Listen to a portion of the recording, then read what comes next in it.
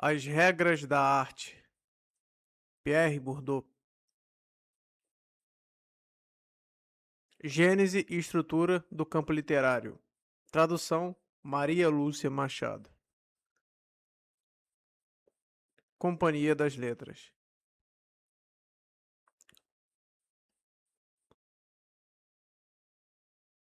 Sumário. Introdução. Prólogo. Flaubert, analista de Flaubert. Uma leitura de A Educação Sentimental. Posições, colocações, deslocamentos. A questão da herança. Os acidentes necessários. O poder da escrita. A fórmula de Flaubert. Apêndice 1. Resumo de A Educação Sentimental. Apêndice 2. 4 leitoras de A Educação Sentimental. Apêndice 3. A Paris de A Educação Sentimental. Primeira parte. 3 estados do campo. A conquista da autonomia, a fase crítica da emergência do campo, uma subordinação estrutural, a boemia e a invenção da arte de viver, a ruptura com o burguês, entre aspas, Baudelaire, Nomóteta, as primeiras chamadas à ordem, uma posição a ser construída, a dupla ruptura, o mundo econômico às avessas, posições e disposições, o ponto de vista de Flaubert. Flaubert e o realismo, escrever bem, o medíocre, retorno à educação sentimental, formalizar, a invenção da estética pura, as condições éticas da revolução estética, a emergência de uma estrutura dualista, as particularidades dos gêneros, diferenciação dos gêneros e unificação do campo, a arte e o dinheiro, a dialética da distinção, revoluções específicas e mundanas externas, a invenção do intelectual, a troca entre os pintores e os escritores, pela forma, o mercado dos bens simbólicos, duas lógicas econômicas, dois modos de envelhecimento, marcar época, a lógica da mudança, homologias e efeito de harmonia pré-estabelecida, a produção da crença. Segunda parte. Fundamentos de uma ciência das obras, questão de método, um novo espírito científico, doxa literária e resistência à objetivação, o projeto original, entre aspas, mito fundador, o ponto de vista de Thersites e a falsa ruptura, o espaço dos pontos de vista, a superação das alternativas, objetivar o sujeito da objetivação, apêndice, o intelectual total e a ilusão da onipotência do pensamento, o ponto de vista do autor, algumas propriedades gerais dos campos de produção cultural, o campo literário no campo do poder. Os nomos e a questão dos limites, a ilúsio e a obra de arte como fetiche, posição, disposição e tomada de posição, o espaço dos possíveis, estrutura e mudança, lutas internas e revolução permanente, a flexibilidade e ingenuidade, entre aspas, a oferta e a procura, lutas internas e sanções externas, o encontro de duas histórias, a trajetória construída, o hábitos e os possíveis, a dialética das posições e das disposições, formação e dissolução dos grupos, uma transcendência por instituição, o desmonte ímpio da ficção, entre aspas, apêndice, efeito de campo e formas de conservatismo. Terceira parte, compreender e compreender.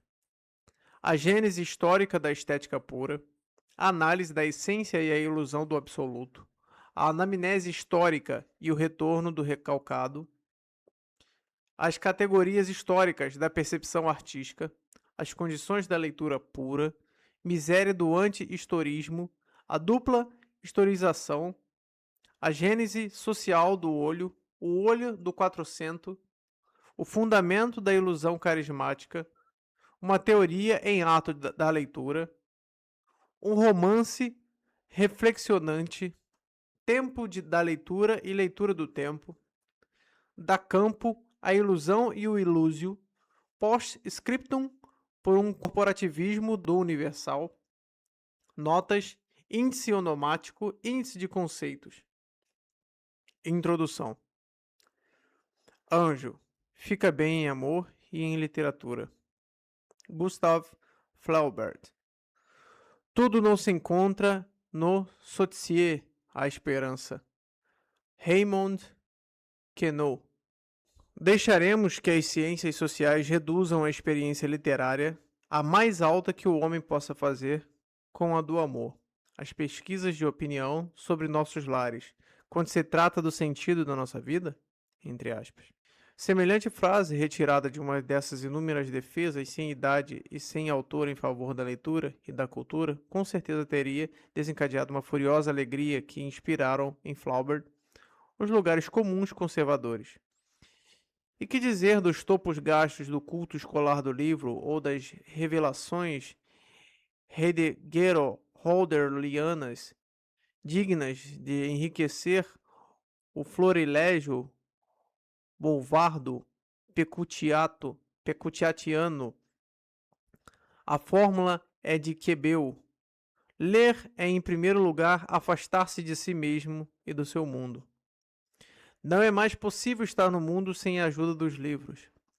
Na literatura, a essência revela-se de uma vez só, é dada como sua verdade, na sua verdade, como a própria verdade do ser que a desvenda.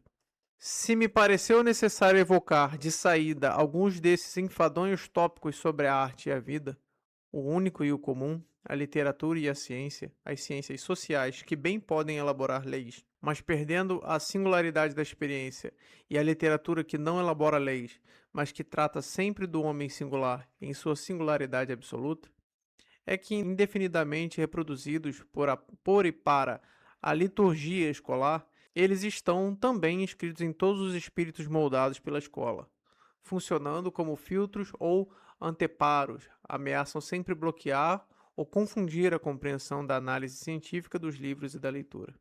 A reivindicação da autonomia da literatura, que encontrou sua expressão exemplar no Contra Saint-Beuve de Proust, implica que a leitura dos textos literários seja exclusivamente literária? É verdade que a análise científica esteja condenada a destruir o que constitui a especificidade da obra literária e da leitura, a começar pelo prazer estático, e que o sociólogo esteja destinado ao relativismo, ao nivelamento dos valores, ao rebaixamento das grandezas, à abolição das diferenças que constituem a singularidade do Criador, entre aspas, sempre situado do lado do único? Isso porque ele teria parte com os grandes números, a média, o mediano e, por consequente, com o medíocre, o menor, o minores, a massa dos pequenos autores obscuros, justamente ignorados, e com o que repugna, acima de tudo, os criadores, entre aspas, desse tempo, o conteúdo e o contexto, o referente e o fora do texto, o exterior à literatura? Para muitos escritores e leitores oficiais da literatura, sem falar dos filósofos de maior ou menor envergadura que de Bergson a Heidegger e mais adiante entendem atribuir à ciência limites a priori. A causa está decidida e são incontáveis aqueles que proíbem à sociologia todo contato profanador com a obra de arte. É preciso citar Gadamer, que coloca no ponto de partida sua arte de compreender um postulado de incompreensibilidade ou, pelo menos, de inexplicabilidade. O fato de a obra de arte representar um desafio lançado à nossa compreensão, porque escapa indefinidamente a toda explicação e opõe uma resistência sempre insuperável a quem pretender traduzi-la na identidade do conceito, foi para mim precisamente o ponto de partida de minha teoria hermenêutica. Não discutirei esse postulado. Aliás, ele permite discussão? Perguntarei apenas por que tantos críticos, tantos escritores, tantos filósofos põem tanto empenho em professar que a experiência da obra de arte é inefável, que escapa por definição ao conhecimento racional. Porque se apressam assim em afirmar sem luta a derrota do saber. De onde vem essa necessidade tão poderosa de rebaixar o conhecimento racional? Esse furor de afirmar a irredutibilidade da obra de arte, ou numa palavra mais apropriada, sua transcendência. Por que se faz tanta questão de conferir à obra de arte e ao conhecimento que ela reclama essa condição de exceção, se não para atingir por um descrédito prévio as tentativas necessariamente laboriosas e imperfeitas, daqueles que pretendem submeter esse produto da ação humana ao tratamento ordinário da ciência ordinária, e para afirmar a transcendência espiritual daqueles que sabem reconhecer-lhe a transcendência? Por que essa obstinação contra aqueles que tentam fazer avançar o conhecimento da obra de arte e da experiência estética? Senão porque a ambição mesmo de produzir uma análise científica desse individuum ineffabile e do individuum ineffabile que o produziu constitui uma ameaça mortal para a pretensão tão comum, pelo menos entre os amadores de arte, e no entanto tão distinta de se pensar como um indivíduo inefável e capaz de viver experiências inefáveis desse inefável? Porque, em uma palavra, opõe-se tal resistência à análise, senão porque ela dirige aos criadores e àqueles que pretendem identificar-se como eles por uma leitura criativa, entre aspas. A última e talvez a pior das ofensas infligidas, segundo Freud, ao narcisismo, depois daquelas marcadas pelos nomes de Copérnico, Darwin e do próprio Freud, é legítimo valer-se da experiência do inefável, que é sem dúvida consubstancial à experiência amorosa, para fazer do amor como um abandono maravilhado à obra aprendida em sua singularidade inexprimível a única forma do conhecimento que convém à obra de arte, e para ver na análise científica da arte e do amor pela arte, a forma por excelência da arrogância científica que, sob pretexto de explicar, não hesita em ameaçar o criador e o leitor em sua liberdade e singularidade? A todos esses defensores do incognoscível, encarniçados em erguer as muralhas inacessíveis da liberdade humana contra a usurpação da ciência, oporei essas palavras muito kantinianas de Goethe, que todos os especialistas das ciências naturais e das ciências sociais poderiam fazer suas. Nossa opinião é de que convém ao homem supor que há algo de incognoscível, mas ele não deve colocar limite à sua busca, entre aspas. E creio que Kant exprime bem a representação que os cientistas têm de sua empresa quando afirma que a reconciliação do conhecer e do ser é uma espécie de focos imaginários, do ponto de fuga imaginário a partir do qual a ciência deve regular-se, sem jamais poder pretender estabelecer-se aí, isso contra a ilusão do saber absoluto e do fim da história, mais comum entre os filósofos que entre os cientistas, quanto à ameaça que a ciência faria pesar sobre a liberdade e a singularidade da experiência literária. Basta, para fazer-lhe justiça, observar que a capacidade proporcionada pela ciência de explicar e de compreender essa experiência e de conferir-se assim a possibilidade de uma liberdade real em relação às suas determinações é oferecida a todos aqueles que desejarem e puderem apropriar-se dela. Mais legítimo seria talvez o temor de que a ciência, colocando o amor pela arte sobre o seu escapelo, venha a matar o prazer e de que, capaz de fazer compreender, seja inapta para fazer sentir. E não podemos senão aprovar uma tentativa como a de Michel Shallow, quando, baseando-se no primado do sentir, do experimentar, da aesthesis, propõe uma evocação literária da vida literária estranhamente ausente das histórias literárias da literatura. Esforçando-se por reintroduzir em um espaço literário singularmente confinado o que se pode chamar, com Schopenhauer, os parerga e paralipomena, os entornos negligenciados do texto, tudo o que os comentadores ordinários deixam de lado e evocado pela virtude de mágica da nomeação, o que fez e foi a vida dos autores, os detalhes familiares, domésticos, pitorescos ou mesmo grotescos ou degradantes de sua existência e de seu cenário mais cotidiano. Ele opera uma inversão da hierarquia ordinária dos interesses literários. Arma-se de todos os recursos da erudição, não para contribuir com a celebração sacralizante dos clássicos, como o culto dos ancestrais e do dom dos mortos, entre aspas, mas para convidar e preparar o leitor a brindar com os mortos. Como dizia Saint-Amand, arrancar ao santuário da história e do academicismo textos e autores fetichizados para os recolocar em liberdade. Como o sociólogo, que deve também romper com o idealismo da hagiografia literária, não se sentiria afim com esse alegre saber, entre aspas, que recorre às associações livres tornadas possíveis por uso liberto e libertador das referências históricas para repudiar a pomba profética da grande crítica do autor e o rom-rom sacerdotal da tradição escolar? Mas, contrariamente ao que a representação comum da sociologia poderia fazer crer, ele não pode satisfazer-se completamente com essa evocação literária da vida literária. Se a atenção ao sensível convém perfeitamente quando se aplica ao texto, leva a deixar escapar o essencial quando se refere ao mundo social no qual ele é produzido. O esforço para desenvolver a vida aos autores e ao seu meio poderia ser de um sociólogo, e não falta análise de arte e da literatura que se atribui como fim de reconstruir uma realidade social suscetível de ser aprendida no visível, no sensível e no concreto da existência cotidiana. Mas, como tentarei mostrar ao longo de todo esse livro, o sociólogo, próximo nisso do filósofo, segundo Platão, opõe-se ao amigo dos belos espetáculos e das belas vozes, que é também o escritor.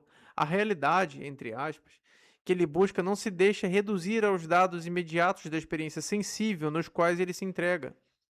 Ele não visa dar, a ver ou a sentir, mas construir sistemas de relações inteligíveis capazes de explicar os dados sensíveis. Significa dizer que se é novamente remetido à velha antinomia do inteligível e do sensível, de fato, caberá ao leitor julgar se, como creio por tê-lo eu próprio experimentado, a análise científica das condições sociais da produção e da recepção da obra de arte, longe de a reduzir ou a de destruir, intensifica a experiência literária, como se verá a propósito de Flaubert. Ele parece anular de início a singularidade do criador, em proveito das relações que a torna inteligível, apenas para melhorar, redescobri-la ao termo do trabalho de reconstrução do espaço no qual o autor encontra-se englobado, e incluído como um ponto, entre aspas.